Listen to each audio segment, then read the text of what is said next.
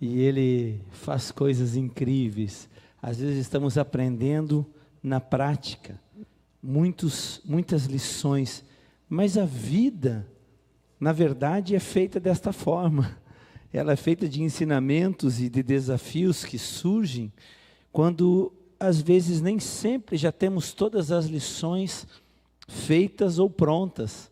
Mas esta é a vida, e por isso não podemos nos assustar nem temer. Antes precisamos adequar e ajustar as nossas vidas de uma maneira toda especial. Amados, eu quero compartilhar com você uma palavra de Deus ao seu coração, à sua vida.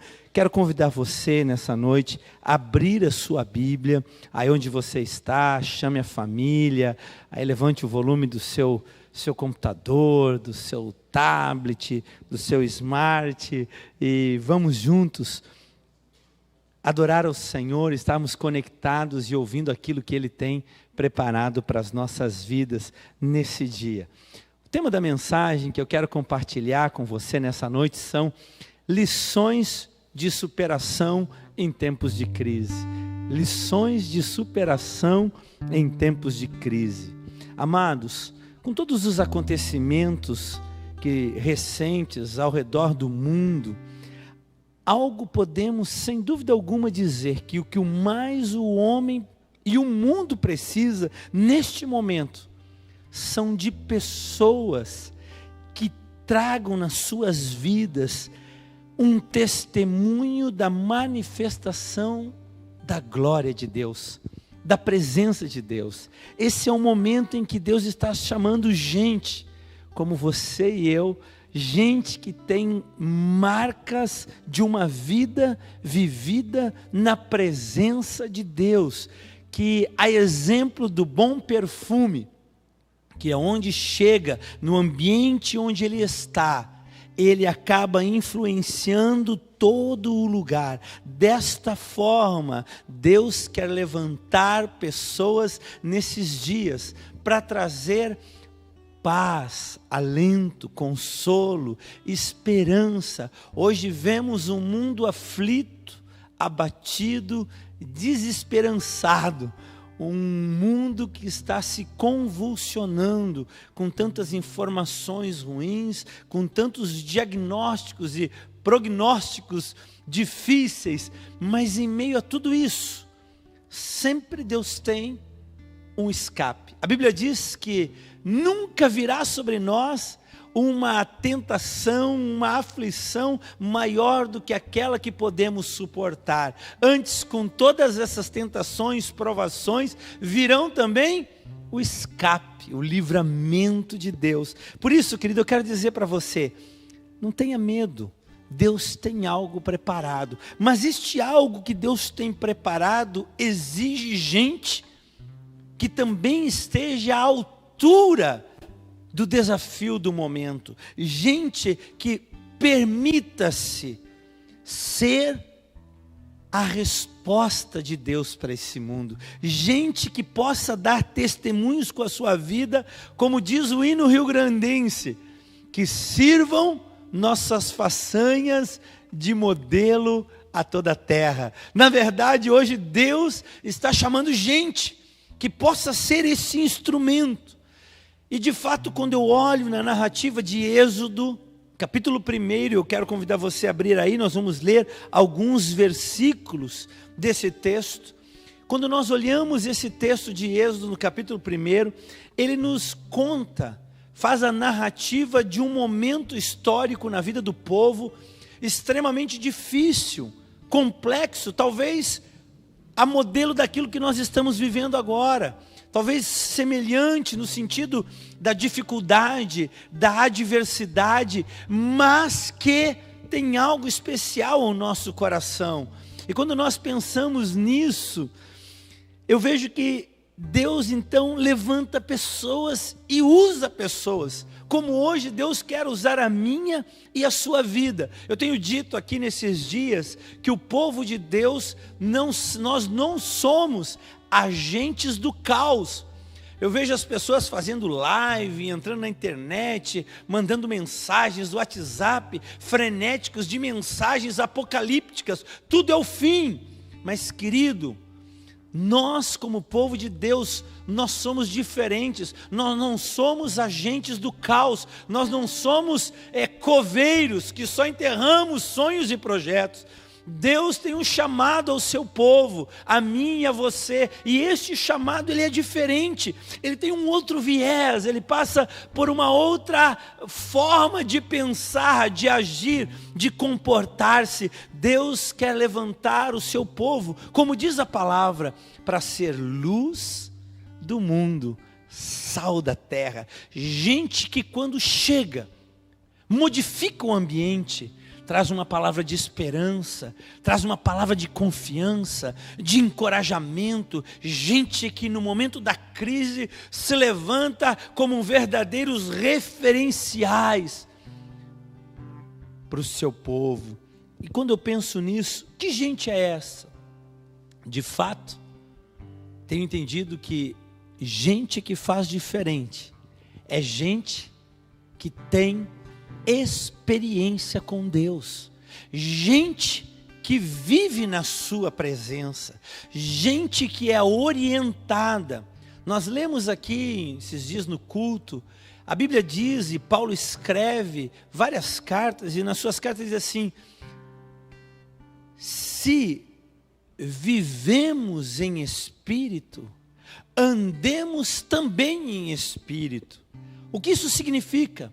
Significa que se eu vivo em espírito, é porque eu tive um encontro com Cristo, com Deus, e o momento que Ele veio habitar na minha vida, Efésios, Paulo escreve dizendo, Ele nos vivificou, estando nós mortos em nossos delitos e pecados, e este vivificar, Ele nos trouxe a vida. Então, se vivemos no Espírito, significa, se tivemos uma experiência redentora com Deus, com Jesus, Ele diz, não pare nessa experiência, não fique restrito, confinado numa experiência de simplesmente ter o seu nome escrito no livro da vida, ter uma experiência de ter encontrado Jesus, pois Deus tem planos maiores e melhores para a minha e para a sua vida. Por isso ele diz, se vivemos, ou seja, se tivemos essa experiência, ele diz, não fique aí, ele diz,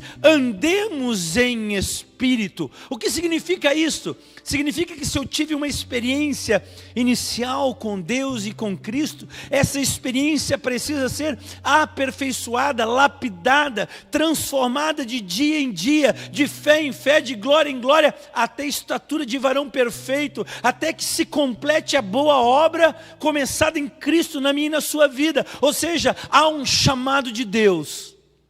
Um chamado de Deus a amadurecermos as nossas vidas. E quando eu penso nisso, se vivemos em espírito, andemos também em espírito, este chamado de Deus significa desenvolver características e qualidades que em momentos oportunos, e este que vivemos é um momento oportuno, podemos manifestar algo que não é simplesmente do plano natural, mas podemos atrair os céus para a terra, podemos manifestar em momentos de crise, em momentos de conflitos, a glória de Deus, podemos atrair a presença do Senhor de tal maneira que as pessoas ao nosso lado possam ser abrigados debaixo daquilo que Deus está nos entregando. A exemplo de como foi José no Egito. Diz que José vai para o Egito como um cativo, mas ele tem uma experiência com Deus, mas ele era livre no seu coração, ainda que as circunstâncias da sua volta estivessem dizendo para José que eram tempos difíceis, tempos ruins, tempos de insegurança, de instabilidade.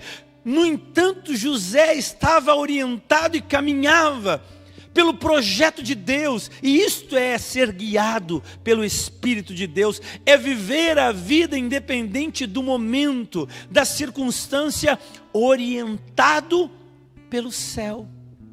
e não pela terra, porque quando eu sou orientado pelo céu, eu consigo trazer a glória de Deus, o céu, à terra.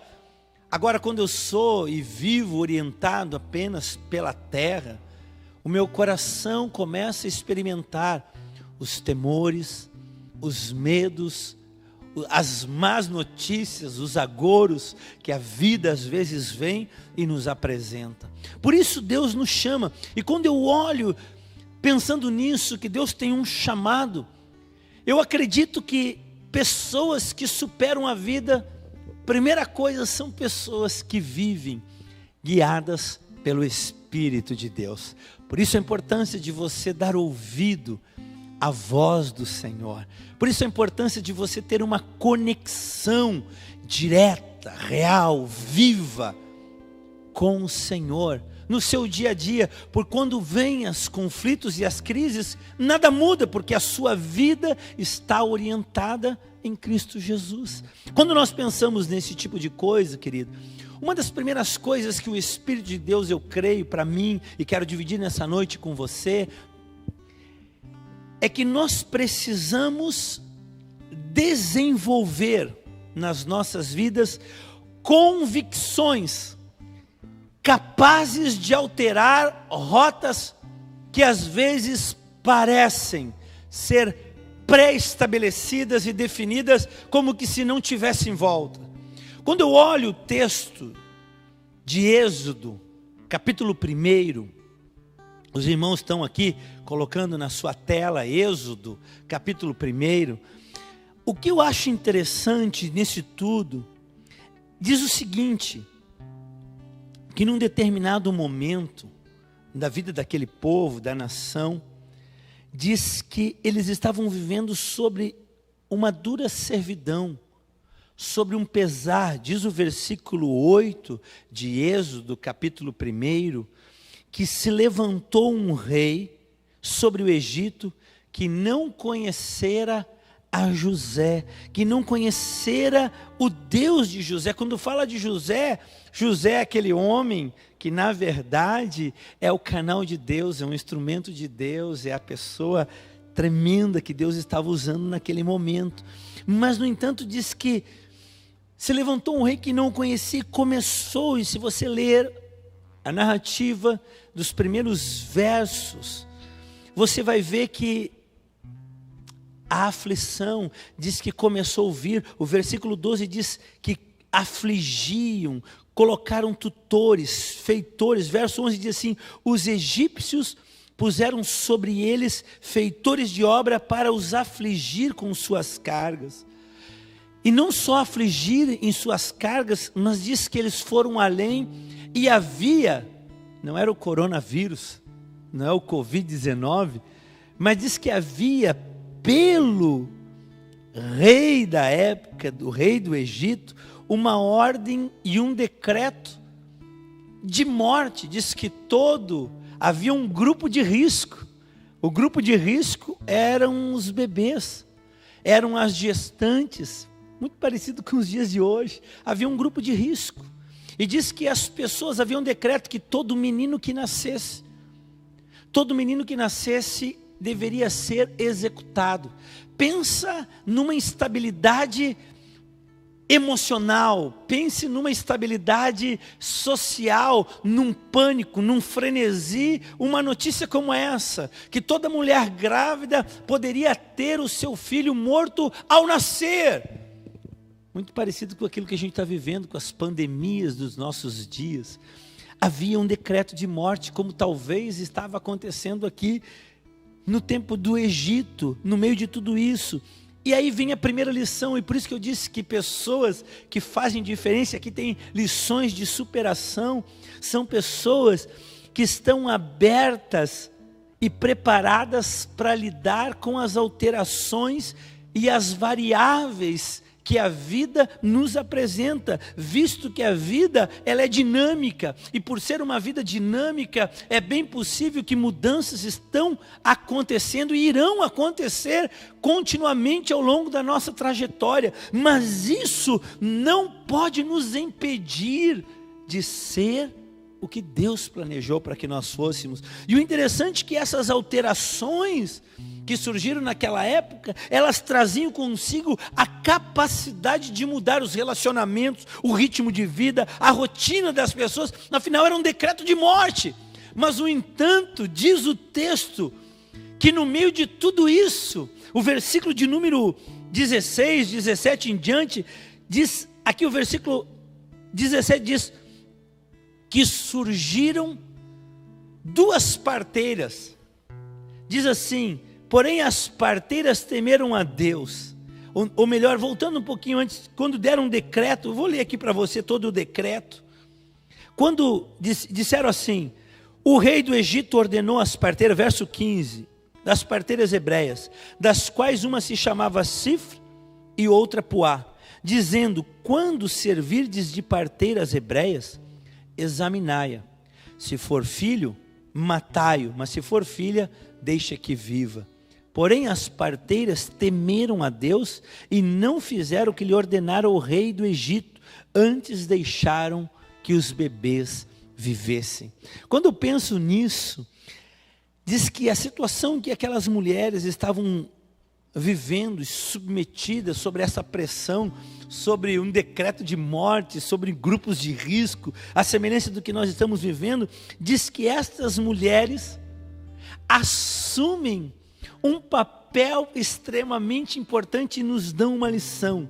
Ainda que as circunstâncias tivessem mudado, ainda que o contexto das quais elas estavam vivendo eram contextos diferentes, difíceis, inclusive de risco de morte até para elas, ou risco de vida, como queiro, para próprias parteiras, porque o descumprimento da ordem do rei do Egito poderia representar para essas mulheres o risco de terem as suas vidas ceifadas, pois se alguém que ordena que crianças, infantes, recém-nascidos sejam executados, por que não poderia executar também o descumprimento dessas mulheres pelo descumprimento de uma ordem? Quando eu penso em tudo isso, diz que esta circunstância toda, na verdade, faz com que essas mulheres nos deem o primeiro dos grandes ensinamentos, que é a capacidade de fazer um ajuste nas rotas da vida, de fazer uma adaptação quando as coisas ficam complexas e parecem fugir do nosso controle.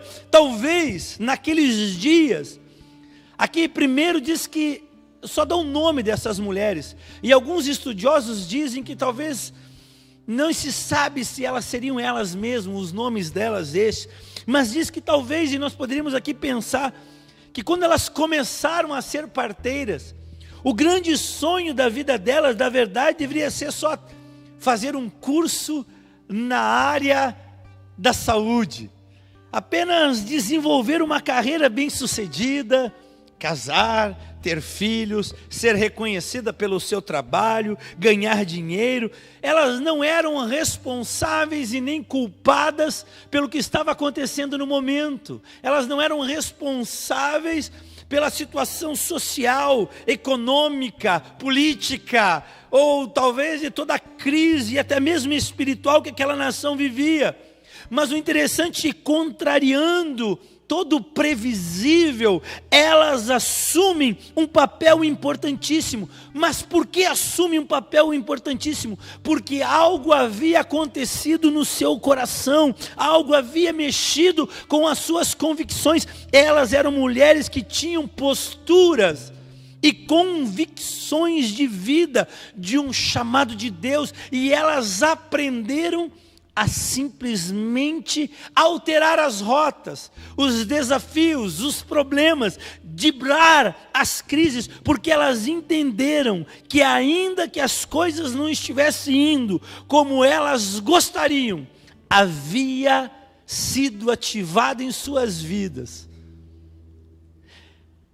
algo que expressava o desejo de manifestar a glória de Deus, ainda de forma prática e efetiva.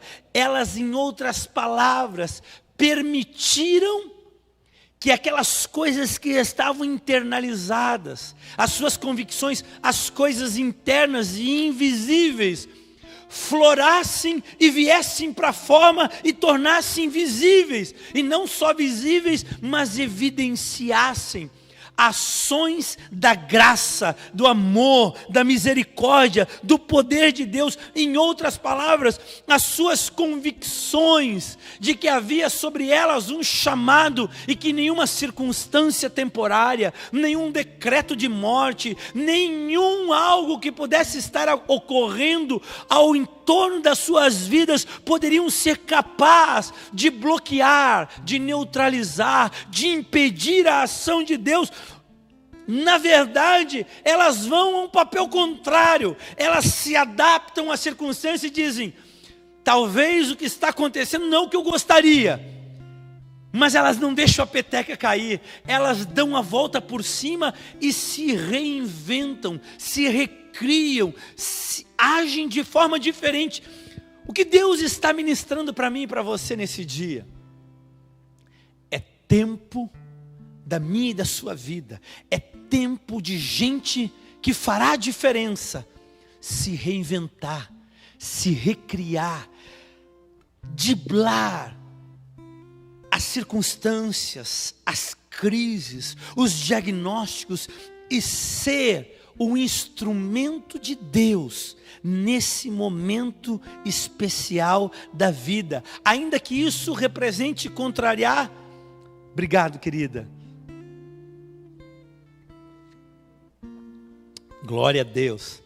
Mesmo que isso represente contrariar todas as considerações, limitações, impossibilidades das quais cercavam as suas vidas, elas estão driblando tudo isso para produzir na vida das pessoas a ousadia em crer que mesmo em momentos de dificuldade, mesmo em momentos de sentenças de morte, ainda assim podemos confiar que Deus, Ele sempre abrirá uma porta de livramento, de escape, de solução, para que os seus filhos e filhas possam passar e testemunhar do cuidado de Deus.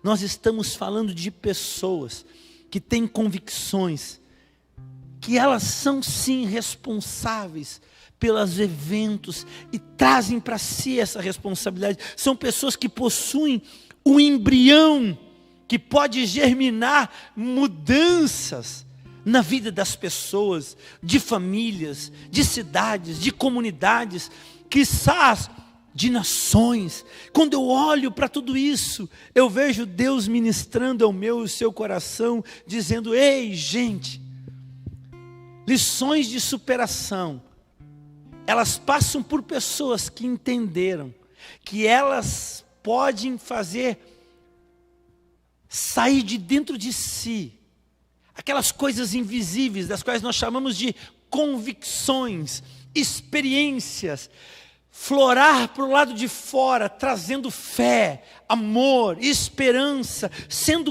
canais de Deus para um mundo que convulsiona com todas as notícias que acontecem. Segunda coisa que eu aprendo e entendo que o Espírito de Deus quer nos ensinar. Primeiro falamos de pessoas que têm a capacidade e desenvolvem convicções capazes de alterar as rotas pré-estabelecidas. Segunda coisa, gente que desenvolve a autorresponsabilidade, que não transfere responsabilidade para outros, antes toma a iniciativa da ação, da mudança. Existe uma frase que é um clichê, que todo mundo diz que toda jornada começa com o primeiro passo. Talvez essa ideia seja batida, mas é verdadeira. No tempo dessas mulheres parteiras, certamente haviam muitas pessoas que possuíam as condições para mudar aquelas realidades, que haviam condições de talvez com a sua influência, com o seu poder, com o seu recurso, mudar coisas. No entanto, diz que estas pessoas não se levantaram. Quem se levantou foram 2 mulheres. Mas o que seriam 2 mulheres diante de um quadro todo catastrófico que elas estavam vivendo? Talvez elas teriam todos os álibis para dizer: isso não é culpa minha, não tenho nada a ver com isso, não fui eu que criei essa situação. Quando eu falo isso, não é isso que surge no coração de muita gente, talvez no seu que está me ouvindo, ou que você ouviu as pessoas dos lugares por onde você passou, pessoas dizendo: mas eu não tenho nada a ver com isso. De fato, existem muitas coisas que não dependem da gente. No entanto, estas mulheres disseram: nós não iremos passar a responsabilidade. Elas assumem a responsabilidade e dizem assim: neste momento de crise, eu farei a diferença. No momento de crise, elas chamam para si a responsabilidade de fazer algo, de tomar a iniciativa de proteger algo. O que Deus está dizendo para mim e para você, que é neste momento de crise que eu e você devemos tomar a iniciativa de proteger a nossa casa, de proteger os nossos amados, de proteger o lugar onde vivemos, a coletividade, o bairro. Essa semana, a igreja aqui onde congregamos teve a iniciativa de fazer almoços e distribuir de forma higiênica, muito bem preparada, em marmita, para profissionais que são autônomos e que por causa de tudo isso, às vezes não estão tendo condições de trabalhar. Mas a igreja poderia dizer: e eu com isso? Mas um grupo de pessoas se reúne, um grupo oferta, um grupo doa, outro prepara, outro distribui, coloca do seu. É disso que nós estamos falando, de gente que em momento de crise, em momento de luta, não foge, não desaparece, mas que no momento da crise diz: ei, eis-me aqui, Deus usa a minha vida. Talvez a minha ação e a ação desse grupo, e talvez a sua, às vezes nos pareça pequenas e limitadas, como que uma gota no meio do oceano. No entanto, são ações como essa que trazem esperança, que trazem confiar em Deus, voltar a acreditar. Em algumas casas, em alguns lugares que nós passamos nesses dias, que falamos com algumas pessoas, e quando nós entregávamos isso, as pessoas ficavam dizendo: por que vocês estão fazendo isso? E a única resposta é: para que você entenda que Deus jamais se esquece dos seus filhos. Ele sempre tem uma porta aberta. E eu imagino que essas pessoas amanhã se levantarão com coragem, com ousadia, pensando diferente, porque receberam da parte de Deus algo diferente. Quando eu penso nisso, a história dessas mulheres, elas permitiram que a história de outras pessoas fossem afetadas, porque elas não fugiram à responsabilidade. Queridos, nós vivemos de uma geração em que é muito fácil apontar o dedo, levantar culpados e até condená-los. Condenamos pelo Face, condenamos nas mídias sociais das mais variáveis. Mas o que falta de verdade é gente que diga: ei, eu estou aqui, eu farei minha parte. Vou começar na minha casa, no meu bairro, na minha cidade, na minha igreja, na minha comunidade, ou seja, onde for eu estarei. E o interessante é que a iniciativa de autorresponsabilidade que estas mulheres tiveram, e este é o momento da nossa nação. E eu desafio e clamo a você que me ouve, que esse seja o tempo que sejamos autorresponsáveis. Seria muito mais fácil de repente demitir, seria muito mais fácil dizer: eu não tenho nada a ver. Com certeza, para a vida dessas mulheres, se elas só cumprissem o ordenado, o politicamente correto, elas não seriam julgadas por nada.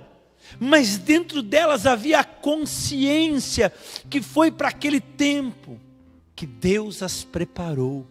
e elas não puderam fugir a isso.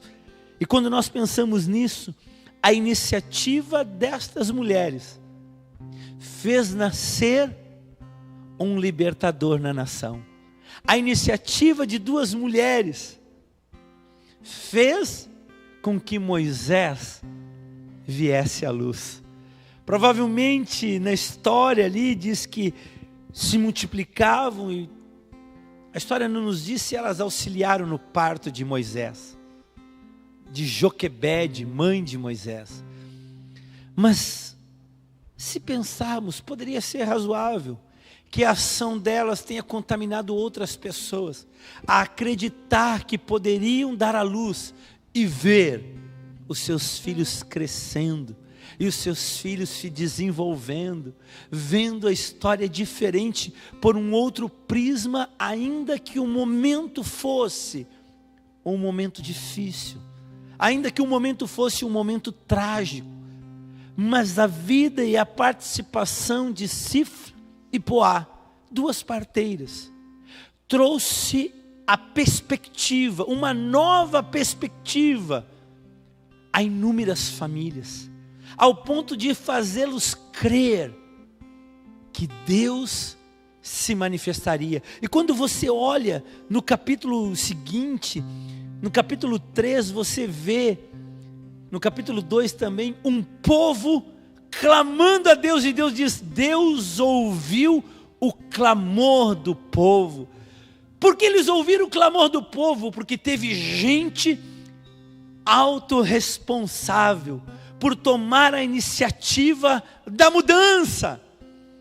Essas pessoas que tomaram a iniciativa geraram no coração de outras fé, coragem, esperança, voltaram a crer. Queridos, a iniciativa da autorresponsabilidade é o start de novas experiências e realidades.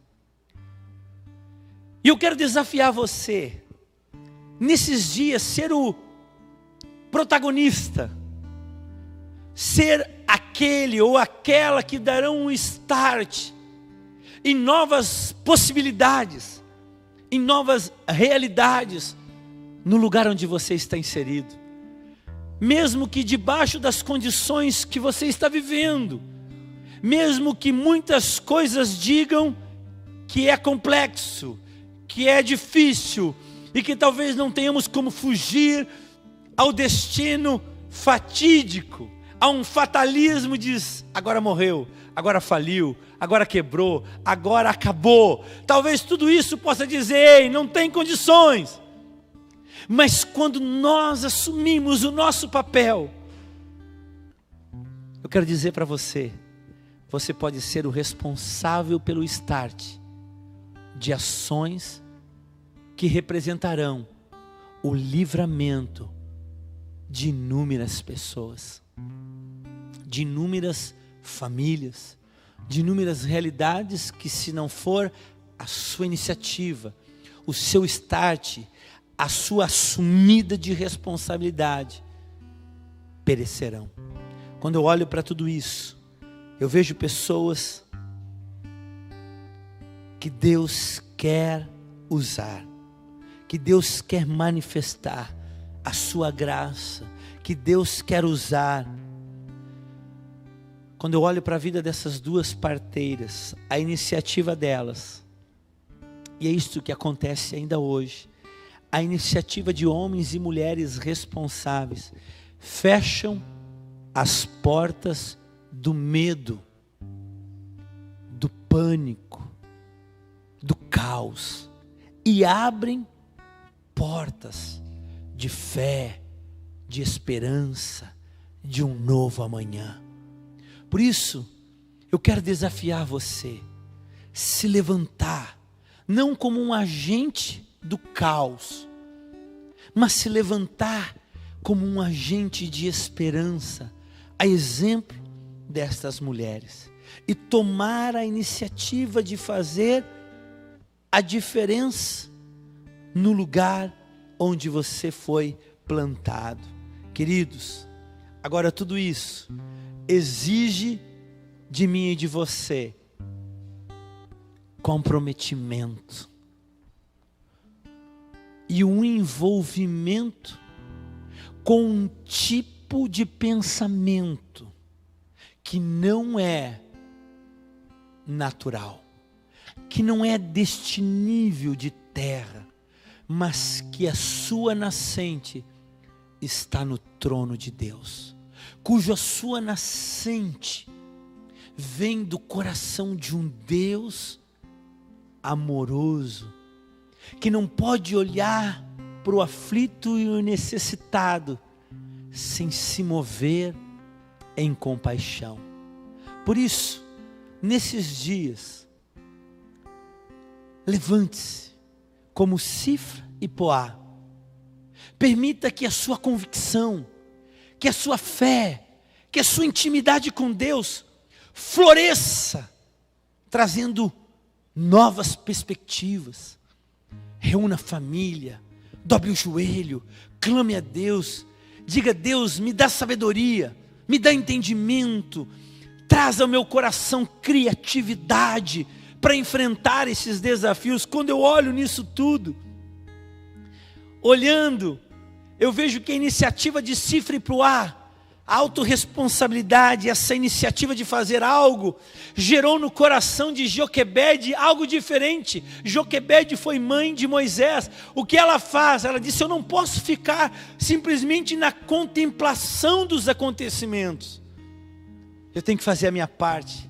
O que eu tenho nas mãos, o que me é possível, como eu começo, por onde eu começo. Ela olha no seu entorno e permite que a criatividade de Deus starte no seu coração. Diz que ela cria um cesto, que até os dias de hoje, nós chamamos de Moisés. Que até os dias de hoje, as pessoas têm nas suas casas, lugares que quando colocam o seu bebê, elas o chamam de Moisés. Pelo menos aqui no Brasil, chamam de Moisés. Por quê? Porque a ação de duas mulheres gerou no coração de mães, como Joquebede, um start de dizer: o que eu tenho nas mãos, o que eu posso fazer. O grande problema hoje é que nós estamos acostumados que todos façam algo pela gente, quando na verdade o que Deus está dizendo é: o que eu e você podemos começar a fazer? Faça, não se limite, invente.